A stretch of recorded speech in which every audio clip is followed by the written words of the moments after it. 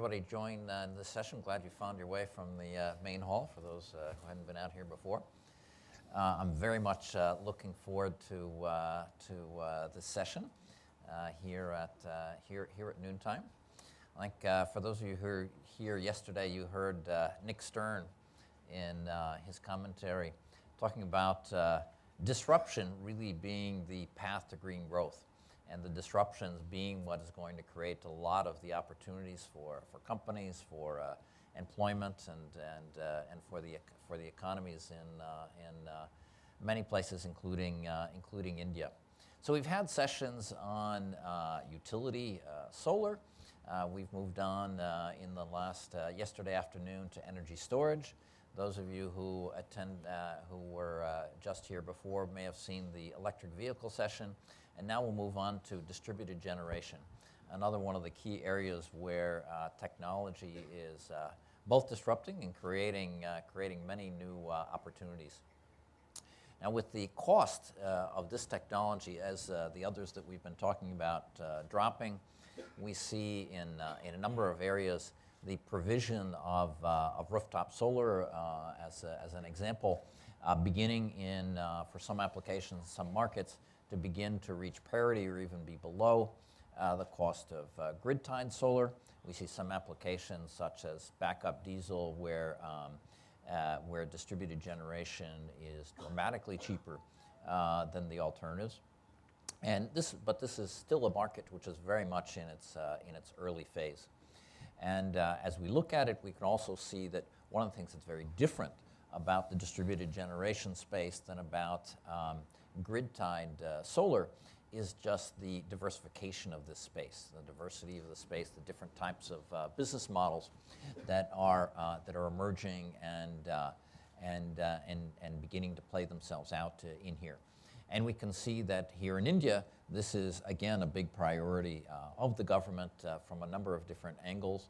And along with the very large targets for solar generally here in India, we have another very ambitious target for distributed generation of more than 40 gigawatts, which will make India, again, among the largest markets in the world in this particular technology. So I'm very excited to hear what our panel has to say about the state of play in this space, what they themselves are doing, and how they see the evolution of this particular market. We have a terrific panel here of people from different perspectives. So we'll go ahead and get started. And what I'll do is I'll invite the colleagues. I'll introduce them one at a time. Ask them to say a few words about their business and some of the key challenges that they are saying, roughly 5 minutes each, and then we'll get into how does the panel see the evolution of this sector going forward. So I'll start with Inderpreet Madhwa, who is the founder and chief executive of Azure. So after a early stage of a career on the West Coast in the United States, including educational stint at Berkeley, and then doing projects, raising funding, and addressing many challenges on Silicon Valley. Inderpreet came back here and started Azure in 2007 as part of a career where you describe yourself as a renewable energy enthusiast. In fact, that's how you start your CV, which is a great way to start, I think, any CV. But Azure has become quite a story in and of itself already. You have grown quite a bit in the grid-tied space. You already have some 1,500 megawatts in that space, and roughly 10% of that, a bit more than 10% of that, in distributed itself. And then Azure has also, of course, established landmarks as the first Indian renewable energy company to list in the United States with your IPO in New York in just last year. And then this year, another first with the first Indian solar green bond here. So you've had an very interesting first few years here. I think it'd be great to hear a little bit about the basics of the company as you see it. And I think in particular, as a company that's straddling the grid tied space and distributed, how do you see that interaction? With the lower volumes and higher costs, unit costs of distributed, why did that look like a good business to you when you were already being fairly successful in the grid-tied space? Sure. So Inderpreet, over to you.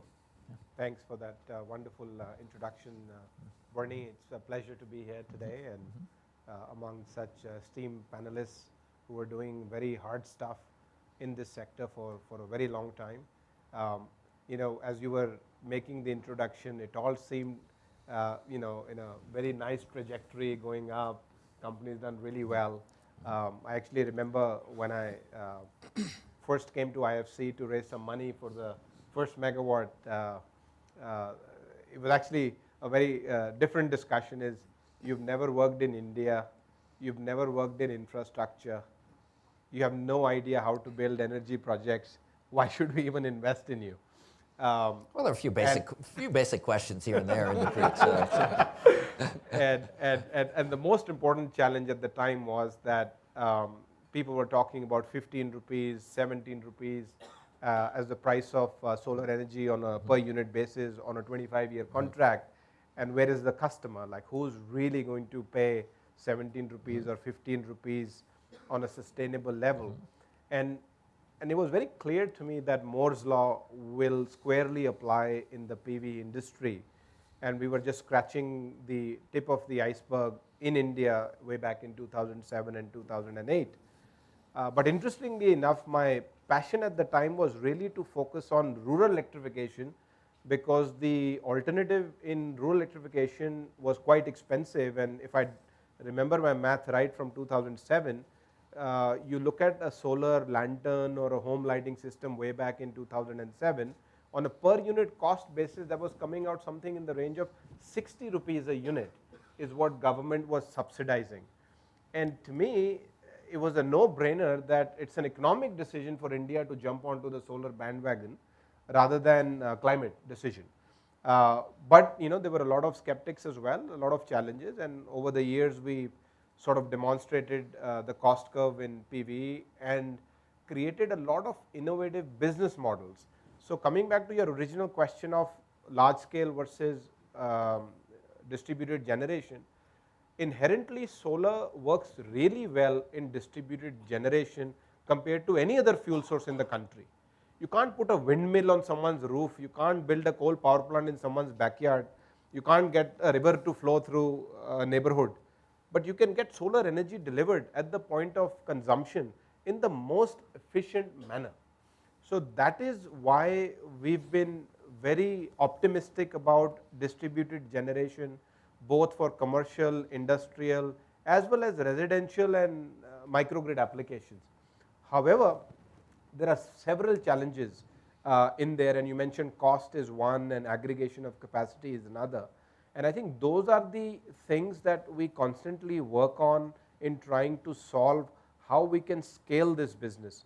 And a couple of things we've done really well, and some in conjunction with the advisory work that IFC has been doing in this space for a long time, is how do we turn cities into power generators.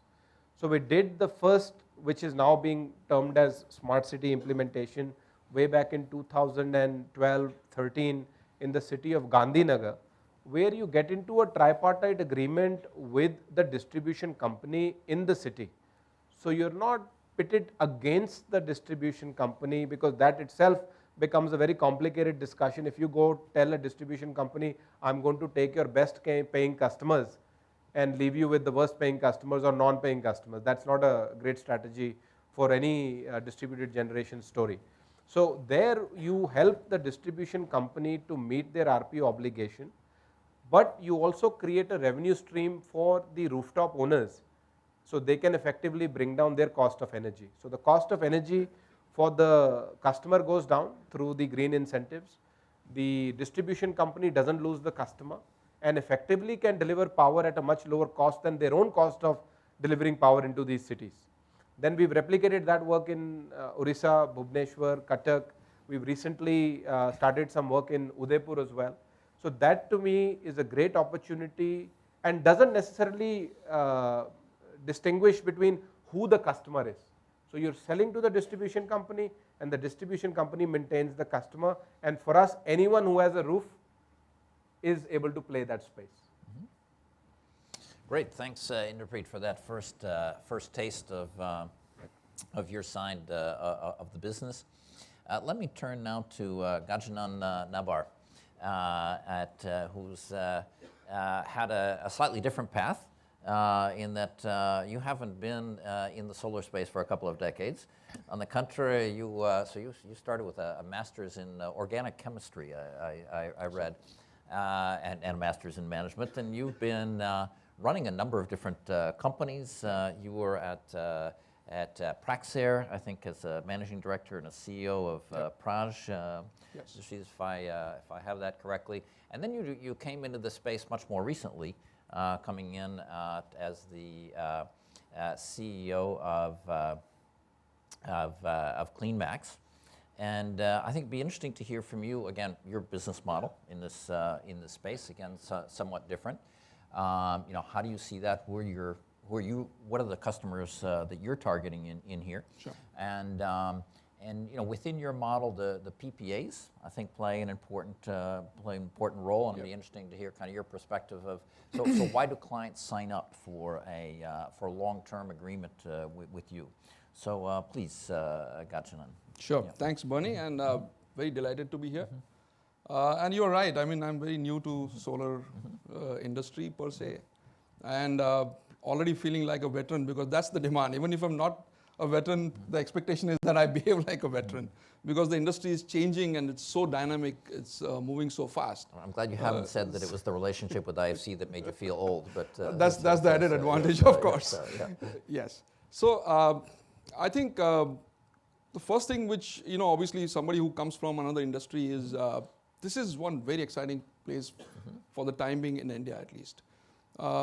You know what's happening with other industries in India. I worked in multiple other industries the last 7-8 years, been really a push in terms of growth. This is one industry is really growing very rapidly. And that's also, along with the opportunities, also brings a set of challenges. As CleanMax goes, we are very focused on corporate customers, we are very focused on OpEx, and we are very focused on rooftop. And to a certain extent, what Inderpreet said, I just second that. The thing we like about distributed solar is that you generate during the day and consume during the day. And many places, many states, we also have now, it's mixed, but there's support of net metering. Storage solutions are still evolving. So with all that, you would reach a stage, I hope, and that's where the real growth driver for a distributed solar would happen, is where you could produce when you can and consume when you want. I think we are a little away from that. That offers obviously a set of challenges. I think there is an excellent push from the center government in terms of having set a very large target of 100 plus gigawatt for solar, out of which 40 gigawatts coming from rooftop, and seemingly difficult target, of course, but certainly doable. Maybe not be in 5 years, but stretch a couple of years and we'll still be there. Even if we are near there, it's a great achievement for a country like India, which is naturally blessed with a lot of sunshine. And apart from the sunshine, it also blessed with a lot of engineering talent, who's also making the cost of delivery, to a certain extent, cost of conversion of those modules much more economical. Having said that, if you look at some of the challenges that the industry would be facing currently, one of them, of course, comes from this whole lack of clarity at the state level or DISCOMs level in terms of interpretation of net metering laws and policy making. And somewhere there is a feeling that if I lose a customer to rooftop solar, let's say an industry who's currently consuming XYZ units puts solar rooftop and obviously stops consuming that much from the grid. And the feeling in the grid is that there is a loss, apparent loss. Unless we address this kind of situation, and Inderpreet address, I just coming back to what you said, this kind of issue, I think the growth would remain a little bit controlled because on one hand, though there is a push from central government to go after rooftop solar and make it available to most of the industries, well, let's not forget that as the industries go and start generating and consume their own energy, it also reduces, the load on the grid, and there's still in India 25% of the people have no electricity. Can we use this as a positive opportunity to reach out those people by wherever we can generate electricity, wherever we can generate power, we generate and consume it. The second problem we have seen in current context is that the rooftop tariffs or general solar tariffs have been dropping consistently over the last several quarters. And that also leads to decision making at the corporate levels. This is something which obviously it's a great initiative from every standpoint. Converting your grid-based energy to rooftop energy, you're using your own assets. You are taking away a carbon abatement of almost 1,400 tons. It's like taking away 450 cars away from the environment. And at the same time, you are saving on the energy cost. But it is not very obvious for the operating management that we need to do something very urgently and take a decision. So the decisions are normally very delayed because everybody feels that the tariff may not be right, and we still have to wait and get for the the right tariff. So some of these challenges that you face in terms of the environment, but I think if we could get some storage-based solutions coupled with very congruent net metering policy, I think that industry currently, which is a very, very low penetration, can really become very significant in India. Great, thanks a lot, Gautam. We'll come back to this theme of the potential for the market and the impediments Sure. as well as we go forward. But thanks for that introduction. Let me turn to Vinod Agarwal. Vinod, you had another West Coaster to an extent, and a career in the technology space. You launched a company that successfully IPO'd, Logic Vision, in a different space. You won in 2002, I think it was, Entrepreneur of the Year for Silicon India, I think, if I have it correctly.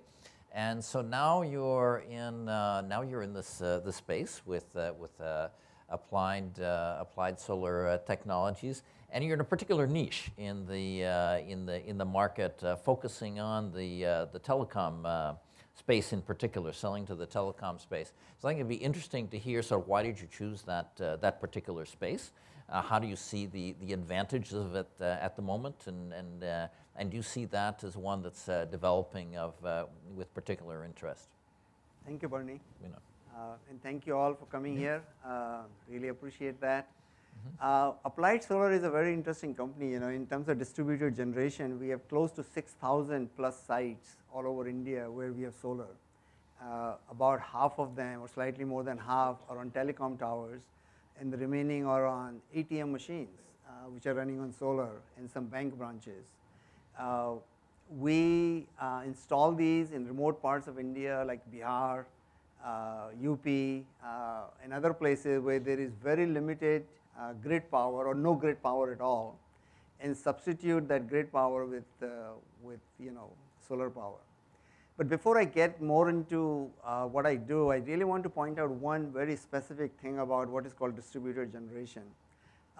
Usually distributed generation is just talking about generation, but a better definition of distributed generation is what Inderpreet pointed out, which is generation at the point of consumption. The challenge though is that if you have generation, like if the solar is generating power, but if you're not consuming for some reason, you have to store it somewhere. So you immediately need batteries. Or it could be the other way around, where the consumption is needed, but there is no generation. So then you have to bring power from somewhere else.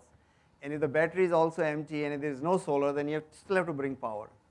So a perfect example is telecom towers. Telecom towers have these, BTSs, these electronics machines that are converting signals back and forth, and they need uptime, the power all the time.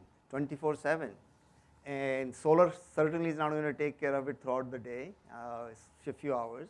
And if you have a battery and it's not going to take care of it all the time, then you need to provide other sources of power, maybe diesel, maybe grid power. So when we think about distributed generation and when we offer to our customers, we don't offer just solar, we offer a total package of energy. And in fact, we offer guaranteed uptime, SLA, for 99.95%.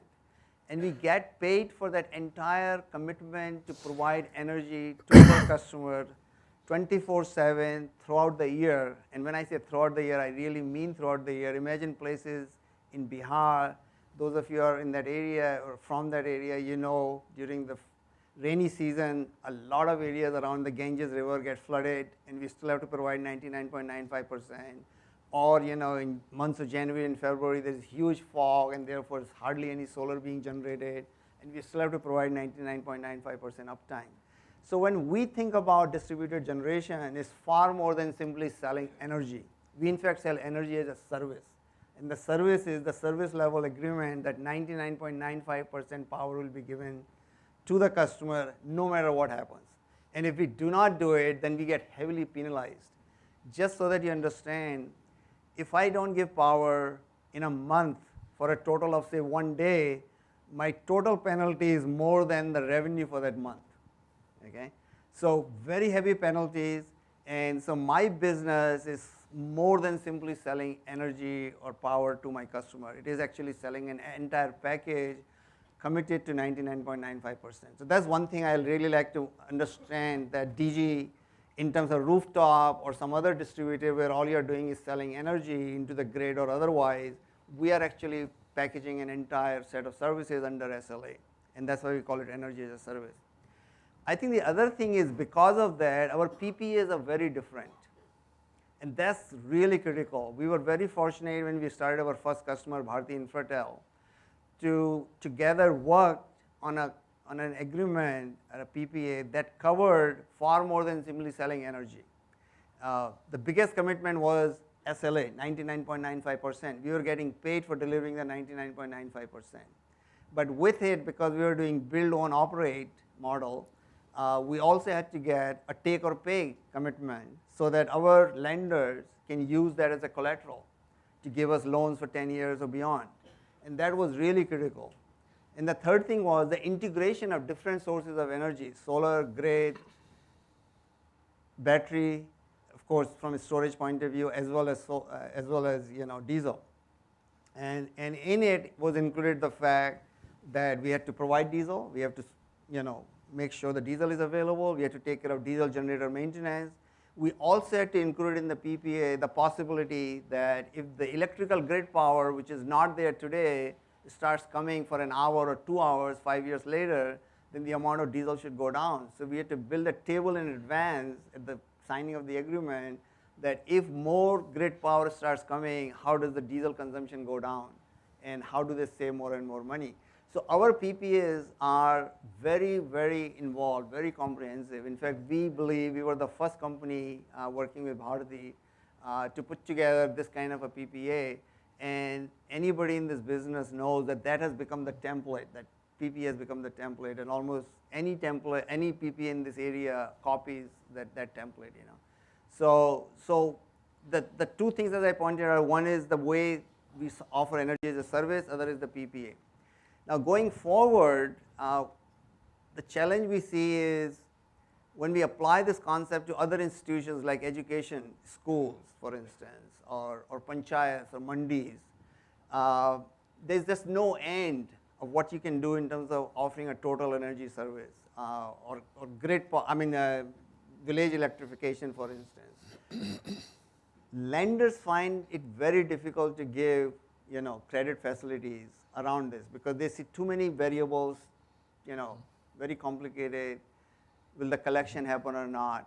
And that's something that I think working with the IFC, Bernie, will like to see how to simplify that process, how to make collateral a lot more attractive so that the lenders, especially in India, are able to fund out these kinds of projects. Well, thanks, Vinod, and a great illustration of a couple of things here, both the continued diversity of the space as we walk through the panel, but the complexity of executing on one of these, on one set of these opportunities. So thanks, Vinod.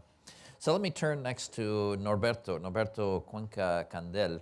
So Norberto has spent some time early in his career in China, working on renewables, venture capital, and carbon trading before coming to Enel in, I think, 2009, where you've had a number of assignments, and now you're head of business development for South Asia, based here in Bangalore.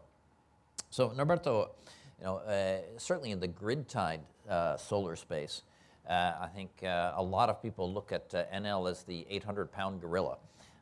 You guys have been really out there driving a transformation of that business over the last few years with the positions that Enel has taken in a number of the auctions.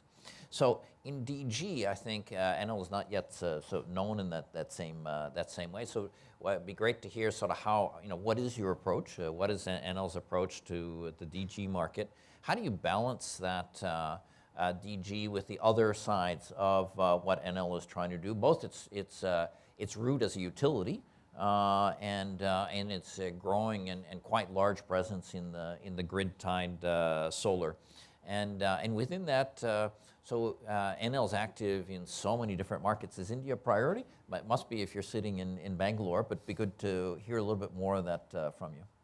Okay, thank you. So, as you mentioned, DG takes many different shapes and forms, and being such a large multinational company with such a big footprint, over 30 countries, and more than 90 gigawatts of installed capacity, we do a fair amount of different things in the space.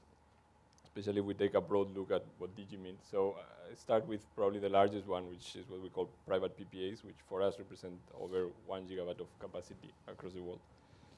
So those can be on-site and off-site.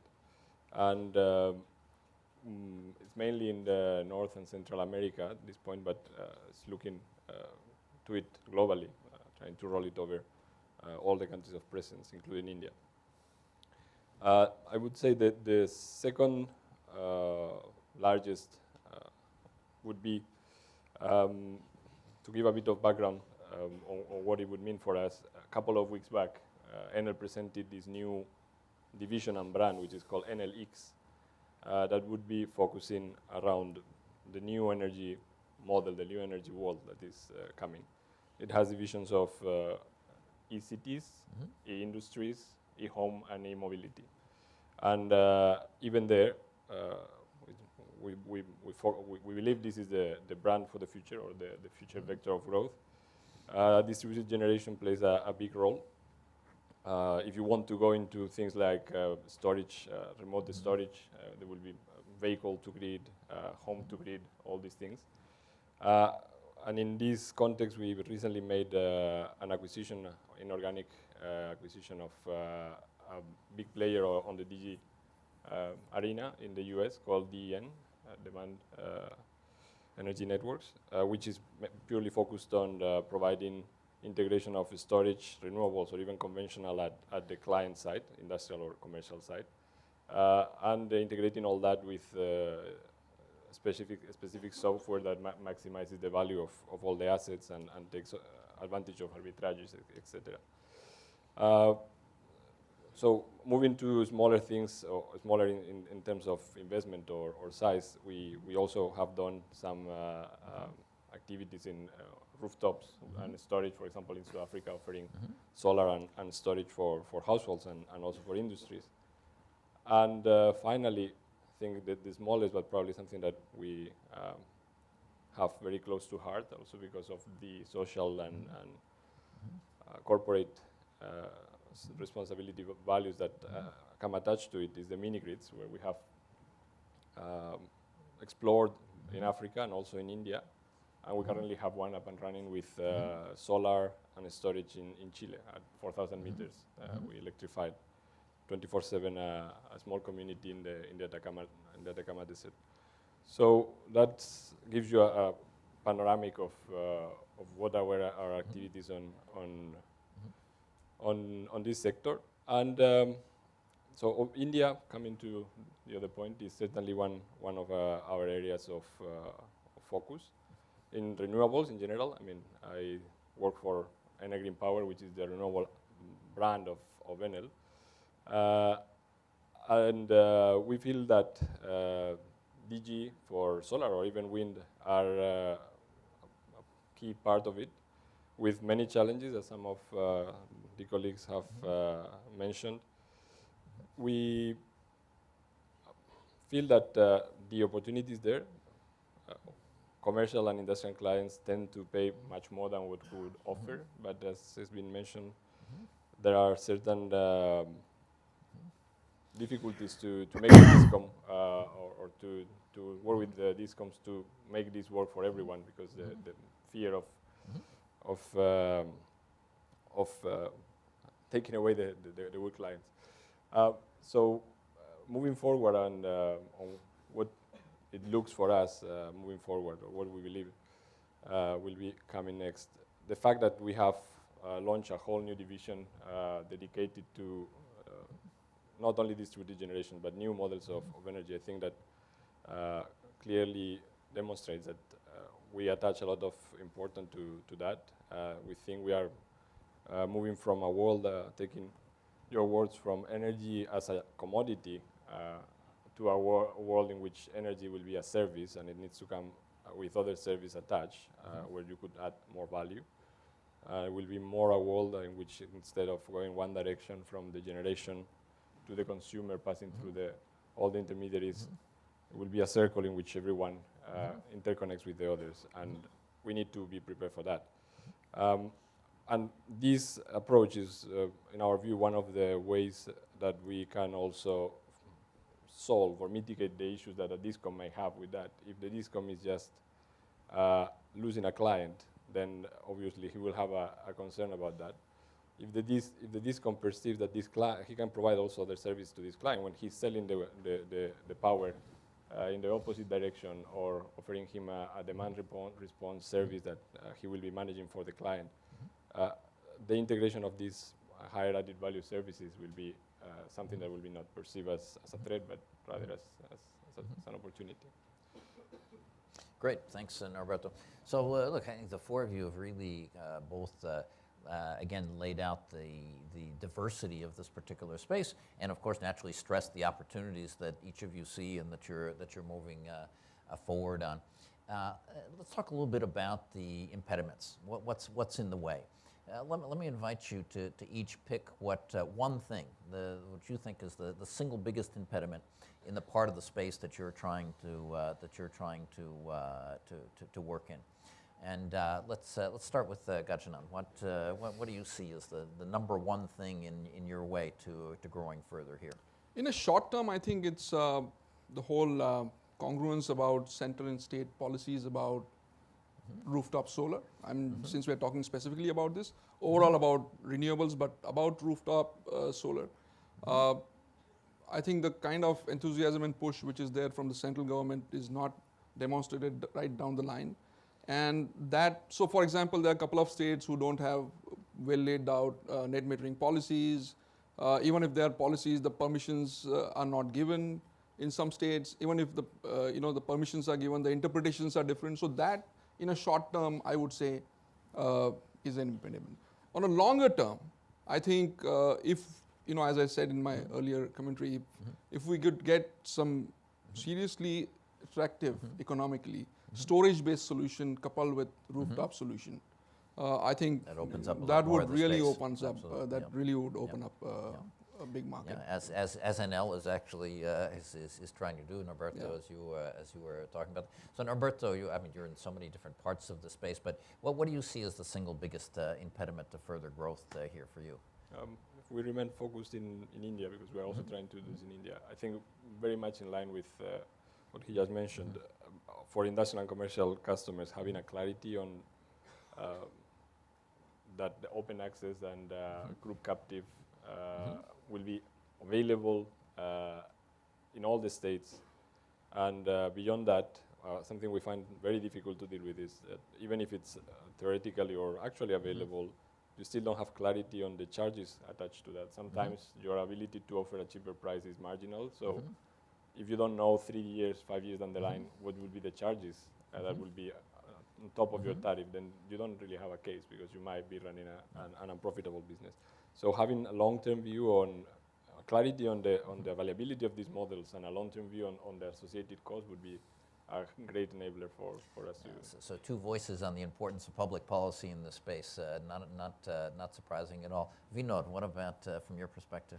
So, because we do energy as a service, I think my biggest challenge is when I talk to my customers, and whether it's industrial, commercial customer, or whether it's government in terms of panchayat or school, understanding the difference between or selling energy as a commodity versus energy as a service. If you're used to paying 5 rupees, 6 rupees as a commodity, and you're offering a full service because there's just no way to provide energy as a commodity in locations where there is no grid power or those are remote locations, there's an added cost of providing energy as a service. And so getting a customer to first of all appreciate the difference between the commodity versus service and then paying for it, and then getting lenders and others to actually understand that because you are doing energy as a service, now you're getting better revenues and hopefully better margins, and therefore be able to fund it for long term. So those are the two Understanding key of the value. challenges for me. Yeah, great. Thanks for that one, Vinod. Inderpreet. Yeah, I think in addition to what people have already said, I actually believe that the potential for rooftop solar in India is so large, and none of us, including the industry or the policymakers, are doing justice to that demand. And my observations are largely around consistency of policy and market's understanding of distributed generation. If you've already asked 4 of us what does distributed generation mean to you, and you've got 4 different answers. You can expand this to this entire room and I'm sure you'll get 20 different answers. And it doesn't have to be this way. If you look at Germany, if you look at California, there are not 5 different business models of how to do rooftop solar in those countries or those jurisdictions. We've unnecessarily complicated the business models in India around rooftop generation. If the government can be very clear on what in their mind is rooftop generation, then the banks will fall in line to finance that business model. The companies will build their expertise in that value chain to execute, and then we can hit the 40,000 megawatt target. Otherwise, I feel that there are so many different business models and so much small scale that no one's really clear how to scale this up. I think so. Policy clarity, and that includes everything: open access, net metering. So if rooftop generation means open access or it doesn't mean open access, we should be very clear on that. And if it is open access, then is it available consistently around the country to make sure that power gets delivered in that fashion to that customer? I think from a customer's perspective, a residential customer's need are very different from a commercial customer's need. The commercial guy is not interested only in rooftop solar. He says, okay, bring my energy bill down. I'm spending like $10 million a year in energy. Can you bring it down to 5 million? Doesn't matter where you produce the energy. So that model is a little bit of disparate. Residential, of course, okay, how do I give you a roof that tomorrow if I need to build another story, what's going to happen to your rooftop plant? Nobody has a consistent answer. People will sort of go around that. Banks in India want a piece of land to secure their interest in every project. There's no piece of land in rooftop generation. So how do you make sure that the banks come forward? We have to build these projects in 10, 15, 30 days. And project finance takes like 7 months. The banks will be the next question for you here. Yeah, okay. So anyway, so Yeah. consistency in policy on what is distributed generation, and then across different stakeholders, a streamlined execution of that. No, great articulation there, and we'll come to the finance to get the panel's view on finance here in a second. But really, just to draw the line between a couple of these themes that are coming out. One is the diversity, and then the other is the lack of clear, coherent policy that allows scale. I think in our view, these two are, of course, linked together. It's not an accident that both coexist. And I think as we look at disruptive technologies generally in the infrastructure space, we can say, okay, so we can observe that the adoption of wind and solar as, say, the first two of these disruptive technologies has gone reasonably well, but not without hiccups in a lot of jurisdictions. And these were incredibly simple technologies compared to what we're talking about here in terms of distributed generation, or what the previous panel was talking about in terms of electric vehicles and new approaches to mobility.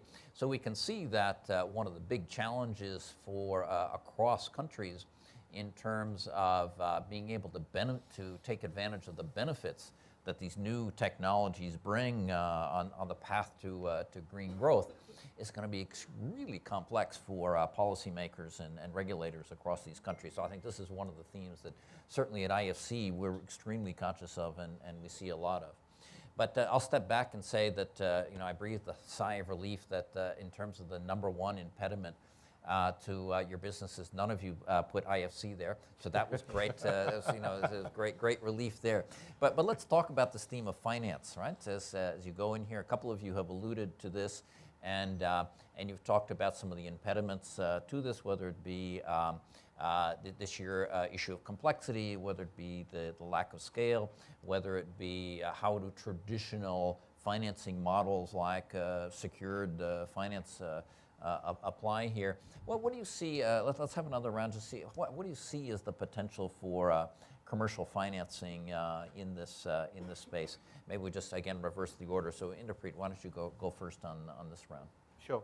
Yeah, I think in terms of sort of challenges I kind of alluded to earlier as well is that you can't have classic project finance work in these projects, and we've actually made a significant progress since the start of the industry here, where the institutions do understand that there is flexibility needed to promote the distributed generation. So I honestly don't feel that finance is any longer impediment to distributed generation growth.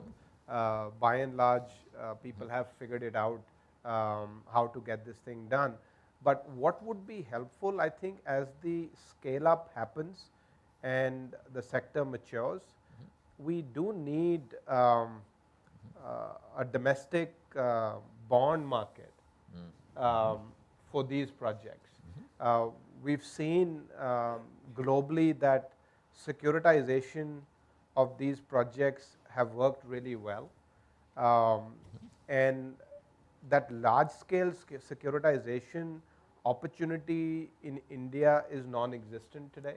While all of us have different banks or same set of banks financing these projects in very creative ways, but we do need a more public source of capital for these projects going forward, and I think that's where some work needs to happen. No.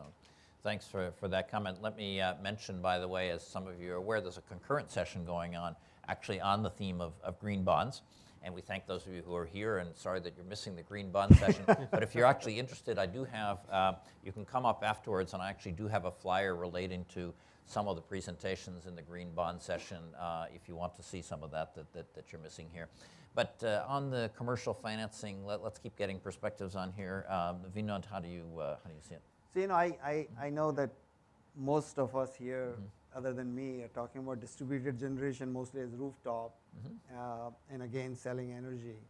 And I keep coming back to the point that if I have to do more than energy and offer it as a service, then when I go to a village or I go to a panchayat or I go to a school, I need to get the value delivered and therefore value appreciated by more than just a customer, And so the challenge is to create an environment where this value is appreciated both by the customer as well as by the lenders. It's a big challenge, yeah. And that's the big challenge. And I think IFC actually can play a major role in that, because I think that's where IFC's real value is.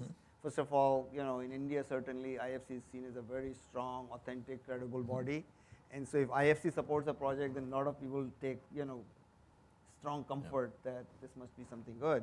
But also your advisory side of it, I think, could find a way to create the understanding of this value, and especially in the government side of it, where the policies are made on the education side. I mean, I'll just give you a very simple example.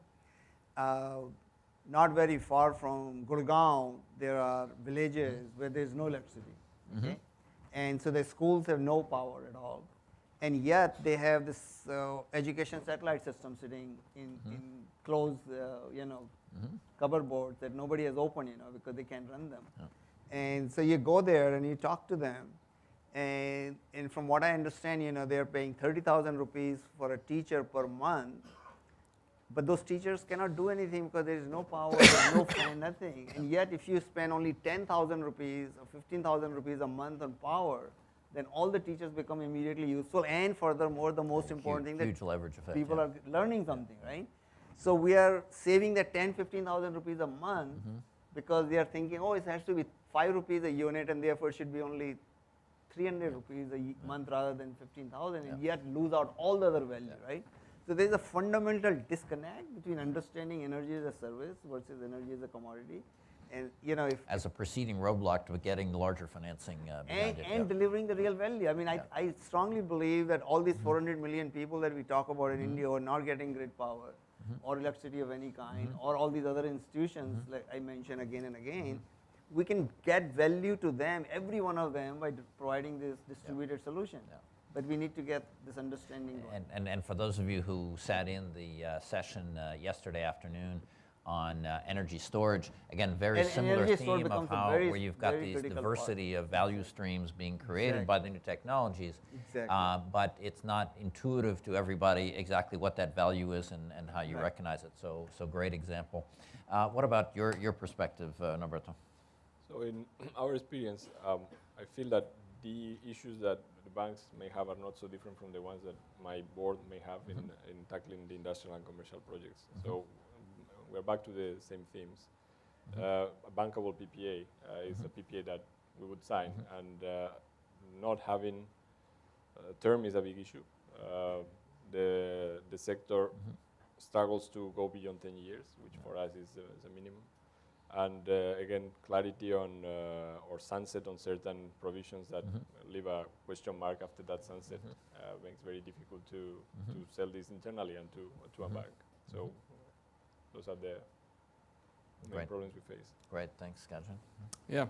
So just a little bit of outside in view is, we are in an industry which is signing PPAs for 25 years. But most of us behave like there's no tomorrow. We behave in a very frenzied, tactical manner. That kind of, in my opinion, and I'm not a finance guru, but in my opinion, spooks the finance people a little bit. Because they need to see the visibility of cash flows over that 25 years. They need to see obviously the economics is strong enough to, with DCRs or whatever the, ratios that they need to look at. And of course, to Norberto's point, the PPA quality becomes the key. And I'm keeping this discussion to corporate rooftop from that standpoint. And we realize that, as your corporate customer quality and the PPA quality improves, obviously, there are lesser challenges in raising or, securing money. I would also say, and to earlier point, that there are different business models in the here as well as in the room. And the reason is we are trying to specialize the commodity. So obviously we are trying to differentiate by bringing different business models, giving different terms and things like that. And I would say financing is a differentiator. I mean, whoever could secure financing would obviously run ahead of everybody else. As we've seen in the grid tied space as well. Yeah. Great.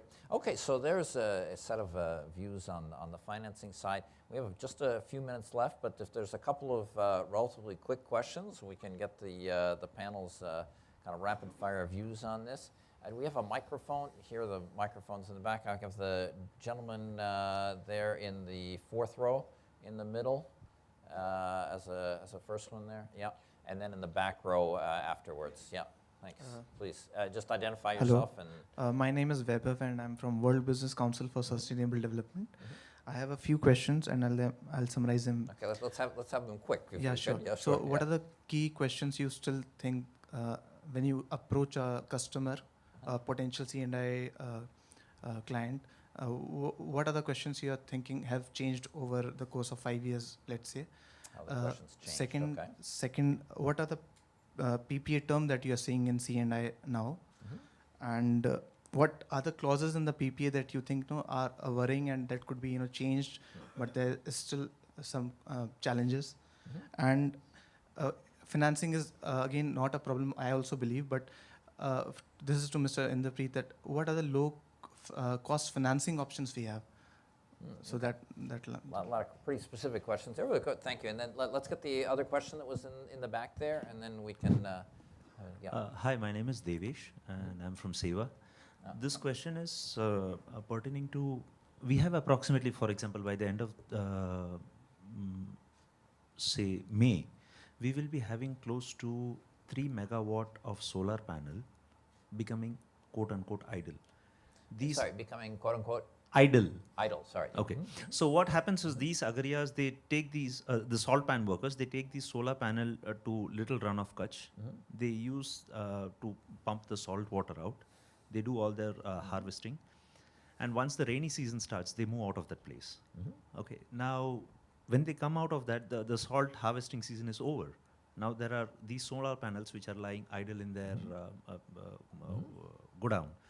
So my question was that, is there any such avenue that the panel can guide or advise us as to how do we utilize those panels for rest of the 6 months? Okay, asset utilization. And this 3 megawatt is only for this year, for 1,000 solar units that we will be installing. We have already 450 installed, 1,000 this year, and our total target is 15,000. So we can imagine there's a huge chunk of solar panels that we will be having, and how we can benefit these people. Because all the off-grid solution, I understand, once you fit it, they are lying there. I can't remove them, correct? Okay, so So it's a kind of a hybrid problem that, So a Thank you. couple of different types of, a few different types of questions here. Some very specific to what you're seeing in the PPA terms and evolution there, and then a specific quantity of whether we have advice for Siwa on the utilization of panels. Let's just go through. Pick whatever question you want to answer, and we'll work our way through. Inderpreet. I can answer all of them if you like. Somebody asked the question about the cost of capital and stuff. I think a lot of this information is available publicly, and especially I think you're a journalist who asked the question. World Bank has got a great facility going through State Bank of India. Any rooftop project is around 8% financing today. So that I think is a great avenue. There are other institutions like Arida and even Tata Capital and so forth that have raised money from, including IFC, that are on lending to distributed generation projects. So I think there's plethora of options available for financing of projects. But ultimately the financing, as you would expect in any business, is a function of the credit quality. So someone earlier on the panel also alluded to the quality of the credit, and your other questions around the terms of the PPA will also dictate. So the first and the foremost thing is, if you have a 15-year financing, you have to make sure there is a 15-year clause in your PPA that is take or pay. If there are many conditions that say that under this condition, if I am going to construct another floor, I will not pay you. If I am going to leave this business or finish my business, I will not pay you. If there are a lot of out clauses from that contract, then that's a poor quality contract that you want to shy away from. So your contract must be very clear in terms of take or pay conditions. It should be very clear on tariff. And of course, then the underlying counterparty must have some sort of a rating or criteria of financial strength that they will continue to pay you on time for a period of time. The other interesting thing, which is not in the PPA but outside the PPA, that gives assurance to investors and lenders, is what is the alternative cost of power for that customer. If that is higher than what you are offering, that is an inherent payment security, which is not a term in the PPA, outside the PPA, but I would encourage people to focus on that.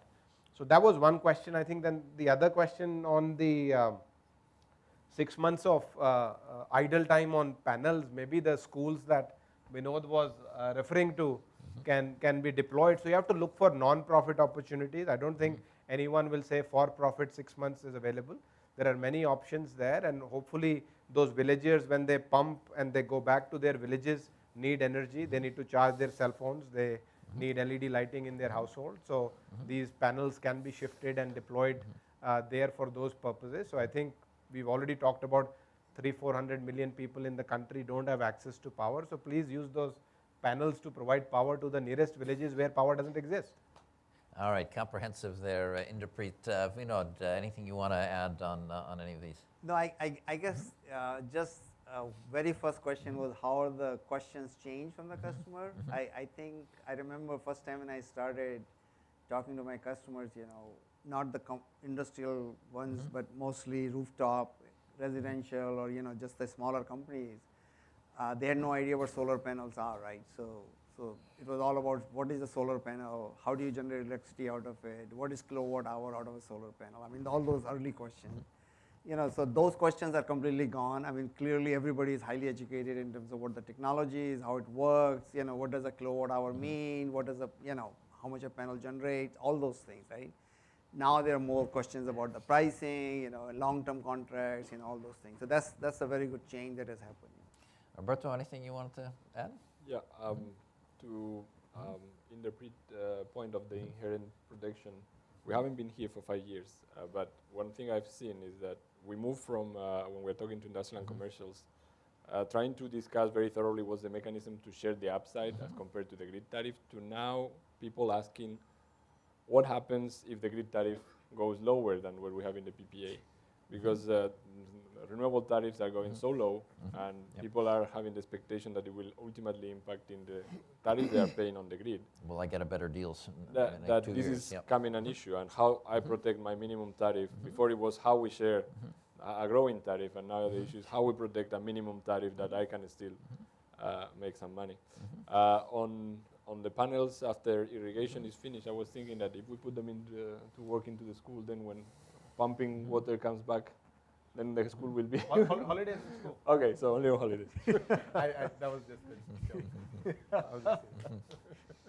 Yeah, there are unfortunately no simple solutions, and as your panels start getting cheaper and cheaper, you have to worry about taking them out, transportation, putting them somewhere else, bringing them back again. So you have to look at that cost economics as well. So just like many other things, like a car, people use maybe 5% of the time, but you don't put it around unless you do Uber like a mechanism, right? Well, let's see. Maybe Gajanan has the solution here. Uber of solar energy. Yeah, exactly. The last word for you. Yeah. So I want to go back to your first question, and worldwide customers ask the same question: can I get it cheaper? The context has changed though in the last 5 years, if I may say so. In the first, earlier times, the customer would obviously ask how more expensive than the grid price is. Now the customer asks, is this the lowest I can get, or can I get a little more? And that, I said earlier, is that also delays the decision, because customer says, 4 rupees, no, I think I should wait till I get 2 rupees 60 paisa as a publicized tariff. So that's one difference. The second point, which is, just adding to this PPA thing, referring to my Praxair experience. In Praxair, we had a big lynch on the off-taker, because if customer doesn't pay, we could stop the gas. And if we stop the gas, it's theoretically lynch. He couldn't produce steel or glass or pharma, whatever. You don't have that optionality here in solar. I mean, once you put the plant, you generate and he keep consuming, and even if it doesn't pay you, so your PPAs in terms of terms and references have to be really watertight to the extent. Yeah. Great. Well, look, I think, thank you very much for everybody joining us here. I think you've heard quite clearly lots of opportunity, lots of diverse opportunity here, several challenges going forward, but clearly another one of the huge planks of this green growth going forward in this space. So hopefully that has whetted your appetite. Because it is lunchtime. So before you head out, can you please join me in thanking our panelists for their insights here? Thank you. Great.